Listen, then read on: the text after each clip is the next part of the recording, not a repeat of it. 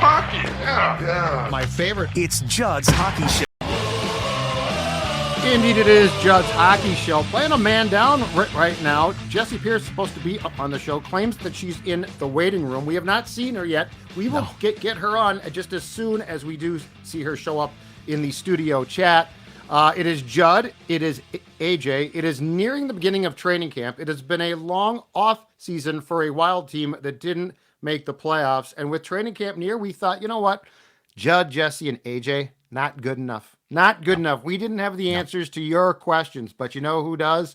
Let's bring him in, our friend, General Manager Bill Guerin. Billy, how you doing? I'm doing great. How you guys doing? No complaints. I'm set to start. I'm ready. I'm set to start.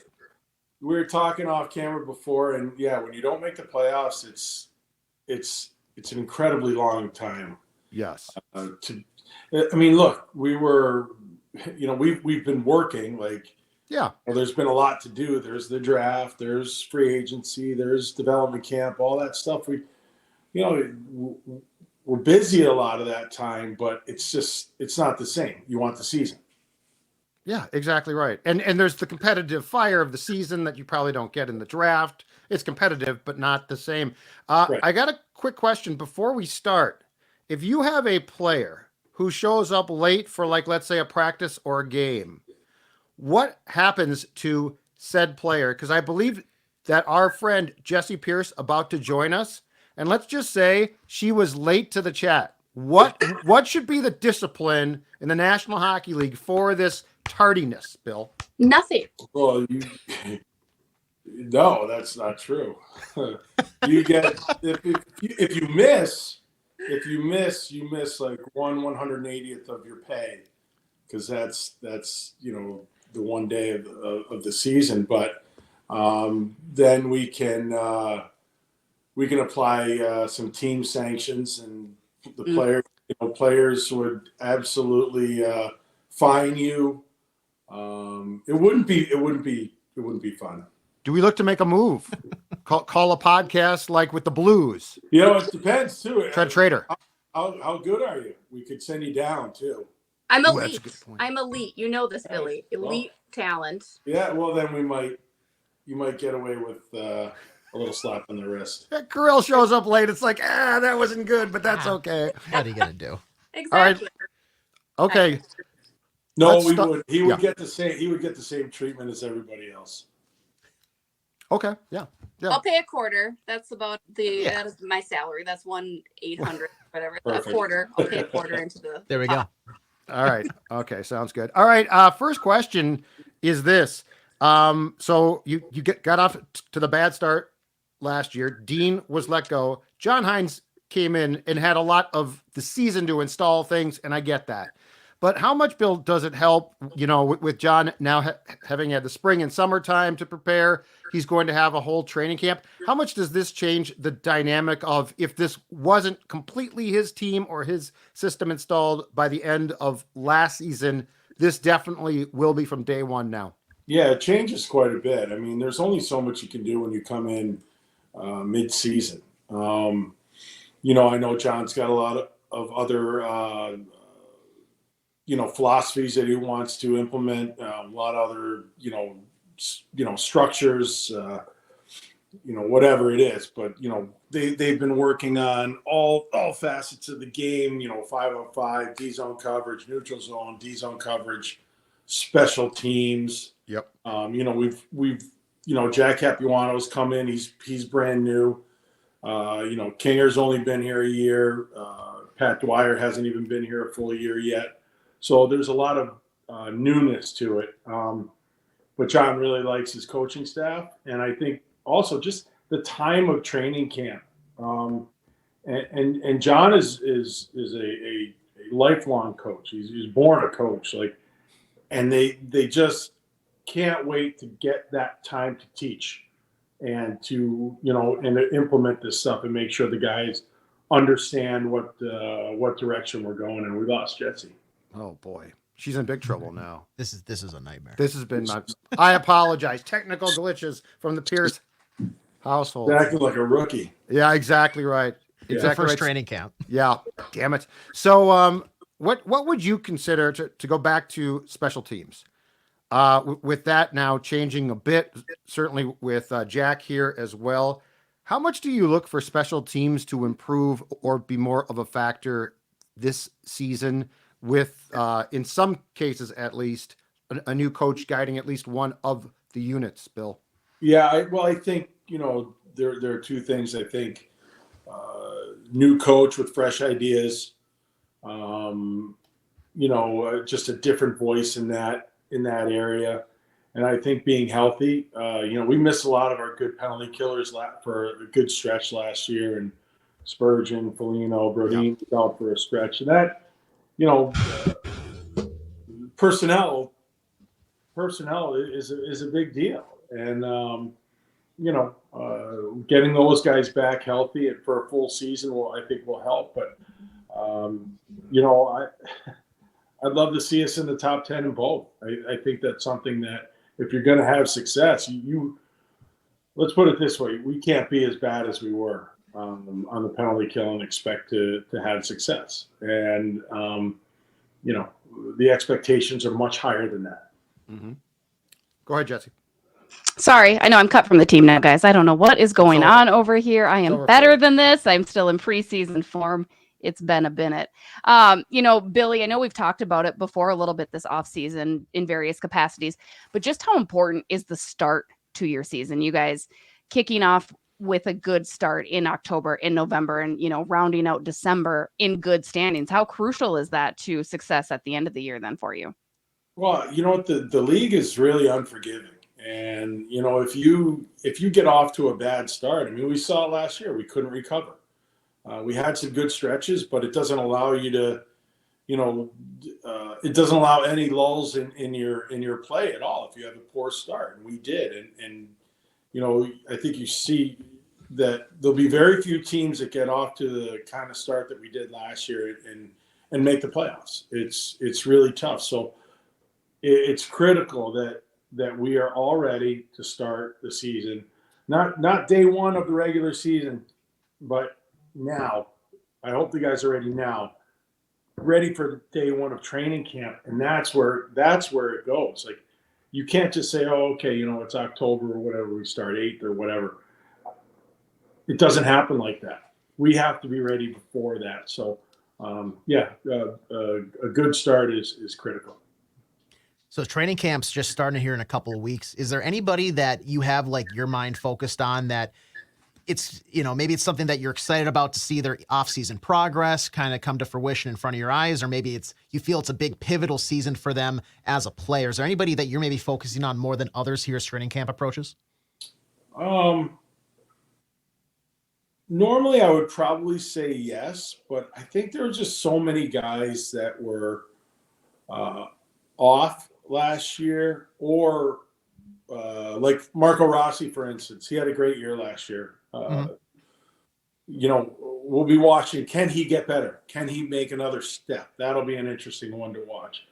Another couple guys, Marcus Johansson, Freddie Gaudreau, can those guys get back to their original form and do what they've always done? How is Jared Spurgeon going to be after basically missing a full season? Marcus Foligno had, off-season surgery. How's he going to be? Oh, so there's so many guys that really need bounce-back years that I can't really say just one. But, I'd be watching everybody. Bill, how much do you want these kids? Because, there is an exciting group of kids here that are starting to develop and come up here.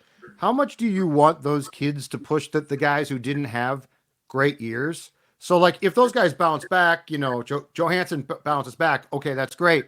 But, I think that there has to be sometimes a fire lit as well below guys, and you definitely have that possibility. How much are you looking forward to the Johanssons and Gaudreaus and that list of guys also just flat out being pushed by some of these good young prospects that are coming up? Well, yeah, I'm really looking forward to it. As a player, if you're not a little bit scared when, I remember when I was playing and, I remember I was playing in Edmonton, and they drafted like a kid that was 6'3". He was a right shot forward, a right wing. Mm-hmm. And I'm like, oh, crap. Like, it scares you. Yeah. Like, he was in the first round. I'm like, oh, they want this kid to make the team, or they want – so if it doesn't light a fire under you, that's on you. But it really should. And I like to see the young kids push the older guys. I think it's healthy for the older guys. It keeps them sharp. It keeps you kind of on edge. And I like to see the response from the older guys and saying, hey, kid, you're not quite there yet. This is how it's done. Right. So to go back to your playing days, when I think the league, we can all agree on this, was very different league. How much are the players as people wired differently now, though, too? Because I feel like in your day and before, when I loved the sport and absolutely loved the North Stars, I feel like that was a very, hey, if you got pushed and you got pushed out the door too damn bad and guys knew that, how much now have the people changed just as far as the generations go? And in some cases, guys not necessarily comprehending as well what the potential ramifications can be if they don't play up to standards. Oh my gosh, how long do we have? As long as you want, because I think this is one of the most interesting thing about the modern athlete, not just in your sport possible. Like, I'll just say this. I feel like you were dealing with a lot of people who were coddled more.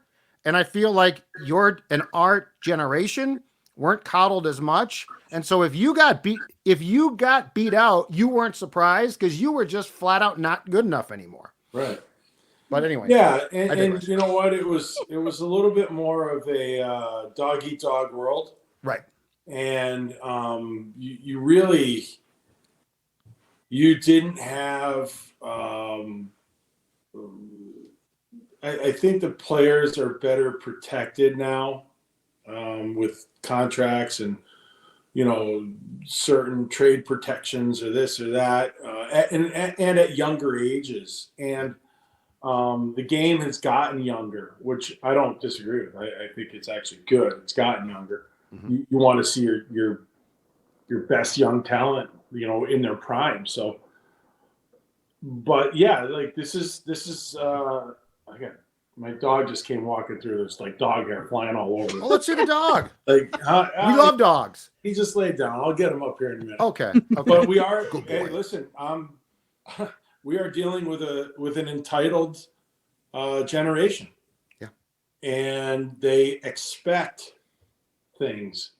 They expect, a lot of these kids, a lot of their parents have fought for them. They, if they're not on the power play, they're this or that, or if they're not, getting this and that. So they're entitled.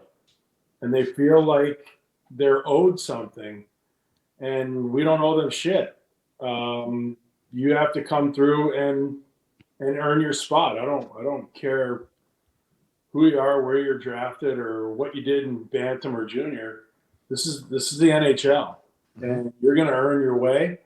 And some guys are going to get certain opportunities and things like that. But Glenn Sather had the best saying of all time. I probably said on your show before, if you could take Wayne Gretzky's job, I'll give it to you. And I believe him. I believed him. He would have. And that's the world we live in. You have to take someone's job. You have to push someone out the door.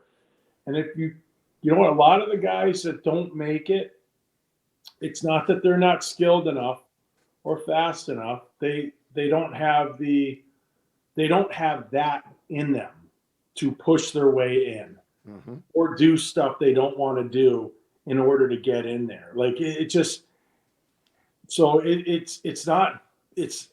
the game's in a great spot. The athletes are better than ever. They're better conditioned, better, they've got better nutrition. They take better care of themselves, all that stuff. But there is that entitlement factor. Absolutely. It's why I rank my kids so they know each day where they lay in my life. Yeah, like I have them, teach them competition early. Let them know that you have to fight for that number one spot in mommy's heart. Yeah. How was I today, mom or dad? you know what? Yeah. You weren't very good. Minus You're on 5. the bench. Yeah. Right. Minus 5. Yeah. You're in the press box tomorrow. Yeah. Yeah. Strive to be better. I think that's what's great about it. So Starts I at home. agree. Starts at home. It starts at home. You know, kind of speaking of rankings or depth charts, if you will, a little bit. A lot's been made about the goaltending situation. Looking ahead at this year, and I know fully backed with Marc-Andre Fleury coming back for a year and Philip Yeah. Gustafson and hoping for another bounce back, as we've discussed for other players. Is there a possibility that you would consider carrying 3 goaltenders where Jesper maybe does stick around long term? Or what do you think kind of the plan is for them? Or how early do you really assess that into the season? I mean, how much time do you give Gus a look to see how he's going to be and Marc-Andre and then decide that? What's that look like for you, do you think, Billy? Well, Gus and Flower are the 2 top guys right now. Wally's going to get more. He's going to get more playing time. Whether we carry 3 goalies or not, that's still to be determined. But it is a possibility. Flower's a little older. You know what? And this is a competitive world, and you know what? We've got a future with Wally, and we've got to make sure that we're doing right by him too, and the team, and the future of the team. So, we'll see where it goes. But hey, look, right now, Flower and Gus are the 1 and 2 guys, and we'll see how it shakes out. But I am open to a lot of different situations here. But I think the main thing is that we go in, we've got good goaltending in the organization. We know we can count on different guys. We have to look to the future a little bit too. But you know what? We're trying to win this year too. Bill, I was just curious. I mean, when you're kind of sitting there and maybe you see the ticker come through, Edmonton signs a guy like Leon Draisaitl, 8 years, $14 million a year. Does that maybe kickstart some group text for you? Does that get your flames going to, okay, now maybe we need to start thinking about the long term of a guy like Kirill Kaprizov? I know his deal's up in 2 years, but with the cap continuously expected to go up year after year, that price you have to expect will only rise as well. Is there any sort of proactive work you're maybe doing now, or is that kind of on the back burner for the time being while you deal with some other fires? No, it's on the back burner right now. I mean, hey, look, Kirill's always on the front burner. I mean, look, he's our best player. He's one of the top players in the game. But you see where, hey, I mean, that's a pretty easy one, right? I mean, Draisaitl, he's probably top 3 player in the game. Absolutely. Yeah, it's tough to argue with, right? So, but no, I don't know. I looked at it, I saw it, I'm like, oh, good for him. And Okay. kind of went on with my day. Like, I don't immediately go into contract mode or anything. Gotta get him signed right now. Flip the switch. Do you ever look at it? Do you look at it as though Edmonton's locked up so much money in 1 or 2 guys where it's that's going to be a real challenge for them to build around those players, right? From your standpoint, they should let one go. I think Connor McDavid could fit in here. Yeah, they should let one of those guys go so they could get 2 players that aren't nearly as good as them. Well, you know what they could do? 5 first-round picks from you to them. I'd love that problem. It does sound nice. Any owner, general manager in the world would love Stan Bowman's problem up there. We have too much money. We have too much money tied up in the best player and the probably 2nd or 3rd best player in the world. God, I feel for him. Speaking of that, they only get 300 points combined every year. Yeah, and power decent. play's phenomenal. Power play's phenomenal.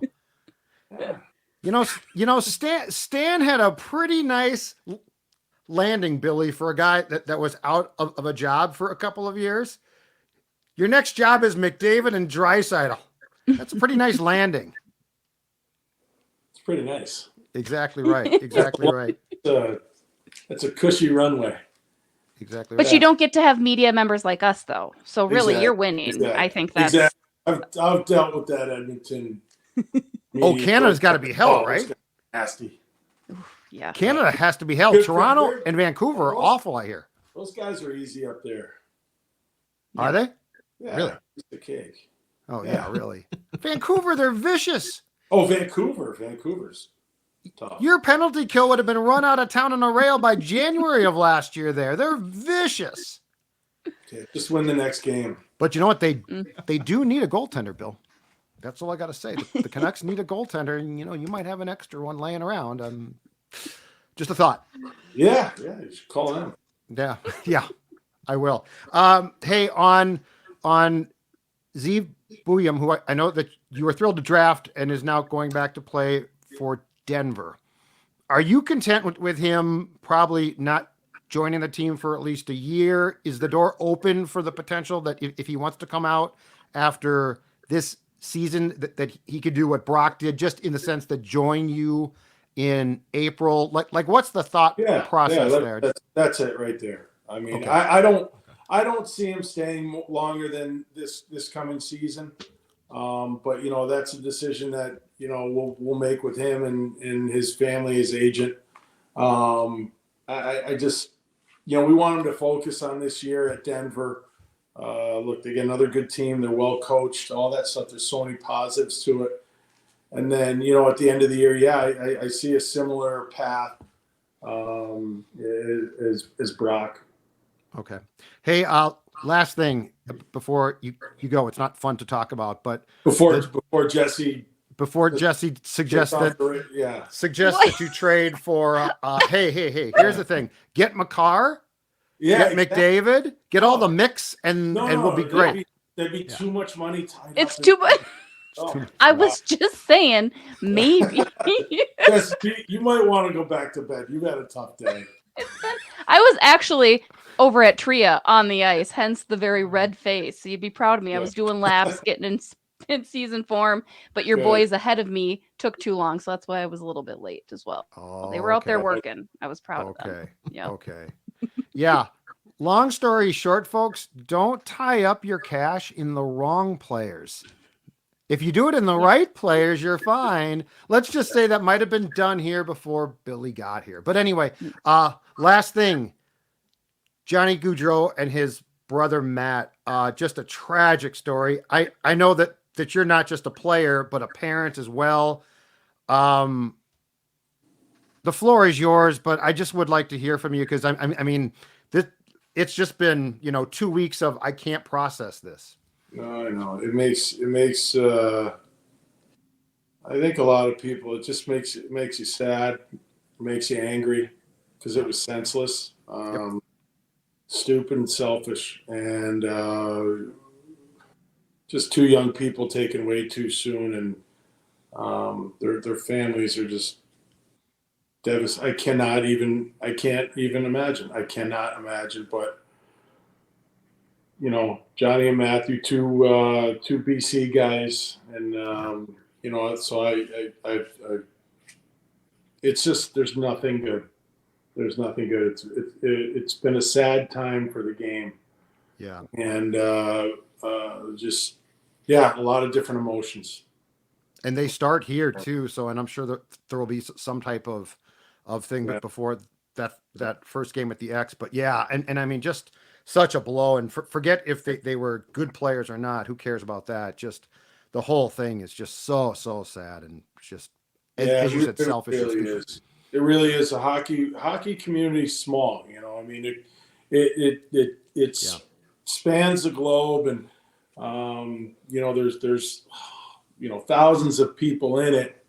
But when something happens like this to one of your own, it goes through the entire hockey world, and we all come together. And we lost two brothers, and it's just there's nothing good about it, and it's been a sad time. Absolutely. All right, sir. Take care. I'm sure we'll catch up soon, and enjoy the start of training camp and the great competitions that I think will take place. So thanks, and hopefully Jesse's there on time. You never know. Good to see you. It's always good to catch up with you guys. Traded, I might be making some calls, Bill. I might be making some calls. Bruins podcast. I mean, fourth liner, perhaps. Yeah. I mean, I'm a grinder, though. I'm going to keep showing up. I will be better. I promise. what? I will show you guys. Yeah. Listen, you Got might this. not even get like a freestanding mic. You're gonna go back to a handheld. Like this Oh, is man. I'm going to start bullshit. writing. I'll bring a notepad maybe even and just Yeah. accuracy. Yeah. I think there might be a chance that you should start training camp in Des Moines, Iowa Wild. Send a message. You got to earn your way back That's here. a message. That's a You message. got to earn right. your way back. I'm willing to Yeah. do what it takes, guys, for you guys. All right. Thanks, Billy. Appreciate Thanks, it. guys. Really. We'll Talk see you to you later. We'll see you soon. soon. Bye. Talk to you soon. Billy Guerin, the GM of the Wild. Let's react to this before we go. First of all, on your question about the goaltenders, Jesse, do you think The one that he didn't rip me apart for, like the only Yeah. one that was Well, like, you did. okay. But I got what you were saying about. But then once he started to rip you, it was sort of like a Yes. high school thing, and we all Yeah, just piled you all on. ganged in. Like You know, I I saw didn't you help you nodding one with my bit. point that I was trying to I make. didn't. and you're I like, sort oh, of saw the Billy's point, gonna... but it's like once he started, he's the leader of the pack, and so we just all piled on, and now He's you're not like wrong. gonna go home and upset.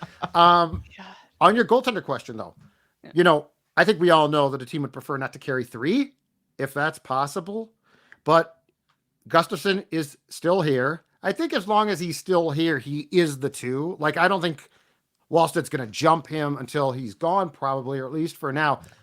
What is your feeling with training camp starting with 3? Do you think it's a ticket to Wallsted going back to Des Moines for sure, or what's your spidey senses tell you about that?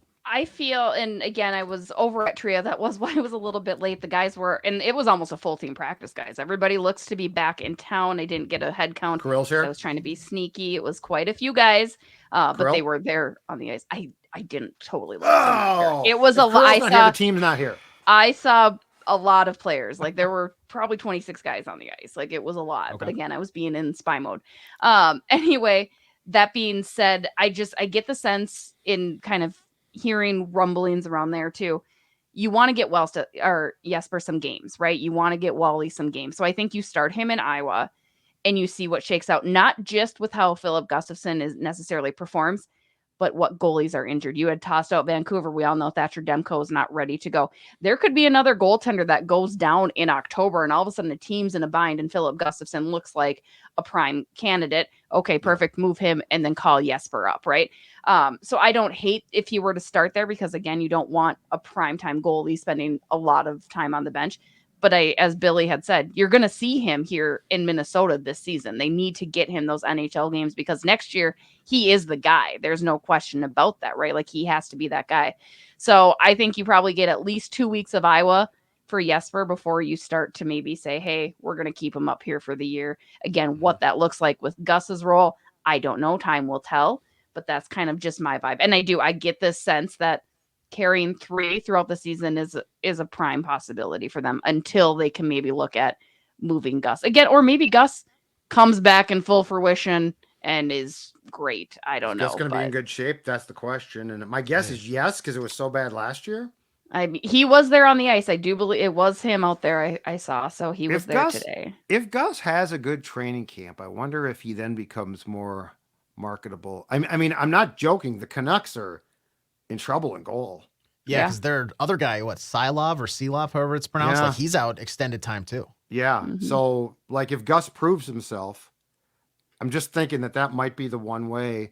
And not that you're desperate to trade him, but I do think that you're at a juncture here where Wallstedt, you do want to get him playing time. And Right. I don't know I don't know. I know that we're very protective of goaltenders. I don't know that Wallstedt playing in Des Moines is going to help him a ton, though. Like he's faced that competition for so long now. So. Yep. Yeah, I think it's just to get him some reps in, mostly, I think. Age, your thoughts on what Bill said? What did you find to be intriguing? Well, as much as I would have loved a little more of a, hey, we're close to maybe making ground on a Kaprizov extension. I understand it is pretty far out. It's just, you see, as somebody who doesn't manage the books, you see that price tag, and I know, like to his point, top 3 guy in the league, probably in the world, right? Kaprizov is gonna the team that he is probably demand that, and with the cap going up, I can only expect more. And you don't want to, and this is where maybe we need to reel it back in for making fun of Jesse, but like you can't commit so much money to guys to where you don't have anybody else. build Because Edmonton, around like them. it's great and they got to the final and everything, but like depth would have done wonders for them against Florida in that cup final. Yeah. I mean, you're damned if you do then. Exactly. Damned if you So don't. Because you can't lose them. Yeah. Yeah, it's exactly. It's the two sides of the coin. So I was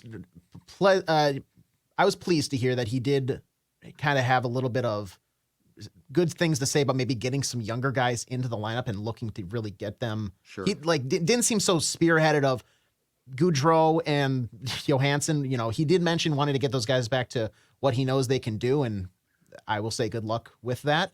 But you got to get these younger guys in the lineup. Marat has to be in the lineup. You know, Ogren, I really want to see him in the lineup, and I think that goes back to maybe a week or two ago.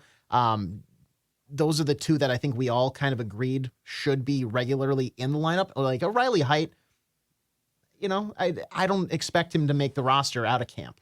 You're going to probably get him some minor or junior time again, but you can't be forcing these younger guys to the bottom of where they're going to get like bottom 6 minutes, you know, fourth line minutes. And they know if they're going to, yeah, exactly. And I know he does too. It's just, I can't watch another season of coming on this show and talking to you guys and complaining about the same thing of these guys need more ice time. Like there's only so much we can say that. I need to actually see it on the ice. So we need these older guys that maybe have regressed to settle into a lesser role. Mm-hmm. I've thought a lot more about Liam Ogren lately. Just kind of in general, like I keep looking at my lines. You had challenged me to come up with lines. She's falling asleep. She's like, Liam Ogren. Liam Ogren. Is he an 82 game player, an NHL player, right? Or is, you know, we've seen the glimpses and it's great, but remember he's had delayed starts to 2 seasons now of his, you know, professional year. Would it behoove him to be in Iowa this year and get acclimated to that a little bit more? Like I love the excitement around him. And I agree. I know the frustrations that we have with Marcus Johansson and Freddie Gaudreau. And again, similar to Philip Gustafsson, we won't know if there's bounce back in them until the season starts. Right. So I've kind of softened on it a little bit. Like, I don't think I would be as irritated if they put Liam in Iowa and let him dominate there and let him kind of, again, get that comfort level. You know, I don't know that he's ready to be that full-time NHL guy yet this year. I think that's just been kind of spinning my wheels again. I understand. And I think, would we be as high and begging for him if we didn't have Marcus Johansson and Freddie Gaudreau? If we didn't have 2 guys that people are viewing as less than, like, would you be as hungry for him to be in the lineup this year as opposed to next year if you didn't have guys that you were so quick to want to replace? You know what I mean? So, yeah, and when Bill joined us a couple of months ago, like we talked more extensively about that, and he was pretty clear. He said, you know, these kids have to push guys, like they're not going to be gifted jobs, which is what you're saying, which I agree with. I do think there's a couple of different sections here, though. So on Marat, I think he should go into camp having to lose a job. Like, I don't want Freddie Gaudreau to beat him out because it's like, well, Freddie's the veteran. But on a guy like Ogren or a guy like Johansson, to me, and this is what Bill talked about a couple of months ago, and I'm fine with this, is, you know, they want both of those guys, the veteran and the kid, to push each other. Yeah.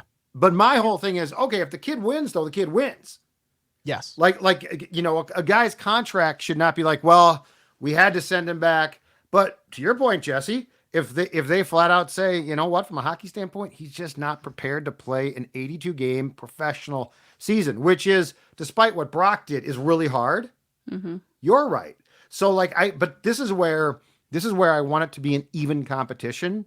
And I don't want the prejudices of contracts to get in the way. I know they do at times, but you know, if Ogren deserves it, he deserves it. If he doesn't, he doesn't. Marat, I'm a little bit different on because he played extensively here. I'm bullish on Marat. Like, I think that's a I think spot. he belongs here. Yeah. I think he belongs here. Liam, to me, just, I wonder, is he like Sammy Walker? Remember how badly everybody needed Sammy Walker to make it out of camp, or even Adam Beckman, right? Like, they were the darlings. That's who you want. And Beckman had a great training camp. Yeah. Yeah, absolutely. But it's also like, I don't know that they're ready for that work. Sammy Walker had a great 4 games Liam Ogren had a great 4 games, but that a 82 game player does that not yield. But to AJ's point, and this is where he's right, is if Liam Ogren flat out wins a job, he needs to be a top 6 guy. Sure. Yeah. If So you're like, going to play I mean, him, play him. Walker was going to be a 4th line type of dude no matter what. Like, he could skate. He actually looked good at one point, but Beckman and Walker, they were never going to assume like top 6 roles, right? Mm-hmm. If Ogren flat out beats Johansson out, I want him to play, and I probably, I think in fairness, want him on the second line. So like, it's a very new, like we're threading a difficult needle here because we're talking about potentially a lot of playing time and key playing time. But I want this competition. I want Johansson especially to have to prove himself. Yeah. Yep. I want him treated like a rookie himself because the stunt he pulled last season, Gaudreau's, he's just Freddie. He's not, he could kill penalties. If you said, well, Freddie Gaudreau, I thought he was really good. Yeah, you haven't watched the sport enough. But Johansson, he pulled a stunt where I would be like, you're hanging by a thread here, dude, and you can be pushed. But Jesse, you're right in the sense that jobs should not be awarded just because, Ogren looked good, so no, he has to win the job. I'm with you. You broke up a little bit. You said I'm what? I said you were right. Oh, there it is. I said before that we piled on you too. When Billy went after you, we all piled on. I did. I laughed so hard because I knew what was happening. It was mob mentality. Like I saw it just shift. You guys were at first on my side, and then they're like, there was "That's pretty 3 guys funny." being guys. We're lucky we didn't break out cigars. You know what? And Billy wasn't wrong. He's right. Like that is pretty hilarious. When you say it out loud, just from the umbrella standpoint of it, it's like, oh, bummer. They have Connor McDavid. I still could have defended you. I still could have defended you, and I deliberately did not. I'm just saying they're not going to win a cup with 2 players. So know. Connor McDavid's never going to win a cup with that. Yeah. Sorry. And they need stability in goaltending for They an still entire have Darnell season, Nurse as one of their defensemen. Like it's and tough, he's up and tough down, sledding. What? Yeah. I think Darnell Nurse can be on the roster, but just not at that amount of money. That's insane for him. It's insane. Well, that's the thing is, if you're going to pay Draisaitl, and I mean, what is McDavid going to make? My God, what is his?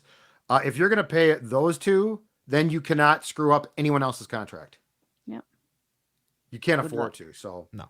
So, and by the way, I wouldn't mind entirely if McDavid surfaced in the States, like on the East Coast, especially. they won't let him. Oh They boy, just no, I wouldn't know, let I him. know, but I'm saying as a hockey fan, Yeah, I would sure, I'm not asking for me. He ain't coming here, right? Okay, I get that, but I'm just saying, Connor McDavid, and I know people are gonna freak, but as a Ranger, would be a lot of fun. A storybook would be him when Crosby eventually moves takes on. over that. Oh, screw the Penguins. Yeah, you're right. I agree, but if the league's not going to let Arizona or San Jose have a Bedard, they're not going to let they're not going to or let Boston. That's Give him to Boston. Yeah, too. well, I don't want him on the West Coast. I don't want him with the Kings. I don't want the late starts. I want 6:30. Neither Connor does the McDavid NHL starts in the States. Yes. Yeah. Exactly right. Exactly right. I'm just Mhm. saying. The last thing is, to your Crosby point, Pittsburgh's going to be terrible. So bad. Is Crosby really just going to, because I mean, if he plays like he did last year, he's still a really good player. Mhm. Is he just going to, I mean, they're not going to rebound and win a cup now, or I don't think compete for the rest of his career. Cause he's what, 37 or something now? He's 37. Yeah. Okay. So are we really just going to watch him pitter patter out while still a productive player? Like I get the one team. I get all that. But first of all, Gretzky got traded. Mhm. And second of all, wouldn't it be way more fun to see him be allowed to go chase a cup? Yes. Like, am I wrong here? No, I like the one. He's too loyal of a guy. Like, there's no way. He's just I know, but that's his. But Bork was too, and they finally said, dude, we're not any good. We'll trade you to the Avs. He won a cup. Raymond Bork. We got that whole thing. Yeah. I'm throwing it out there. Just give it some thought, because I'm a one-team guy too. I like, as an old school sports fan, I love the thought. But then I'm also like, selfishly, as a 2024 fan, I'm like, are you really just going to let him toil with that? I mean, they're turning into a dumpster fire. It's going to be bad. And then you've got Ovechkin falling apart too over in Washington. Like it's weird. I think Washington has a better chance to rebound as a team. I think Pittsburgh's screwed. I think Washington has a better chance. Now, Ovechkin, I mean, the start for him was atrocious. Mm-hmm. He got hot after that, which was nice. But I think the Capitals are on a better trajectory to bounce back up, at least be a playoff team, right? Pittsburgh, I don't think is a playoff team anymore. I don't know. I hope I'm wrong. You would need some massive seasons from Malkin again. Yeah. Who I think is Ryan going to get Rust. traded this year. Ricardo. Yeah, look at Let's the just depth. say though, those are old. Like they're just old players. It's just an old Yeah. team. They're too Michael old. Bunting. But you talk about Jess, your point about the Oilers is now come to fruition with the Penguins. Yes. But it's old but it's old guys being paid, which is just death. You can't make it up to me now. You were not on my side a little bit ago. You can't make it up to me now by saying now I'm right. All right. You need to say that to the man. You need to say it to the man. I piled on. I was like third grade Judd all over again. We started to pick on a girl and I went along with it. And I now feel terrible. Billy and I will have words at camp. First thing I'll say is I'm on time. I will let him know I'm on time. The tardiness is not acceptable. I am so sorry. They call it Brock Faber time apparently, because apparently Brock Faber always shows up late to their captain's skates and then has to like go sit in the hot tub. And so they're like, well, we're supposed to be on the ice. So they didn't even get off the ice until forever. Faber's like I late actually arriver? no, like I guess he shows up, but he just takes his sweet time to get on the ice. Kids today. And I literally kicked the players off the ice. Like the management at Trio was like, can you guys go walk out there and help us get some of these guys off? And I was like, okay, like I'm dressed in full hockey gear. Like I'm going to do something. So did they know that it was you? Yes.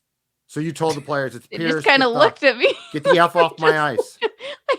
I didn't get to say that to him. I wanted to, but they started skating off as soon as I got on. Just start chirping them.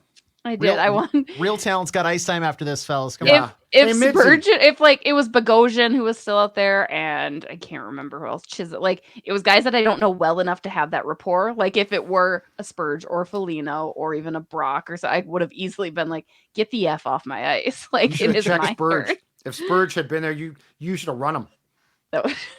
Again, really would have loved that. Yep. Again. All right, guys. Thanks to Billy, AJ, Jesse, Judd. We will see you next week with more fun.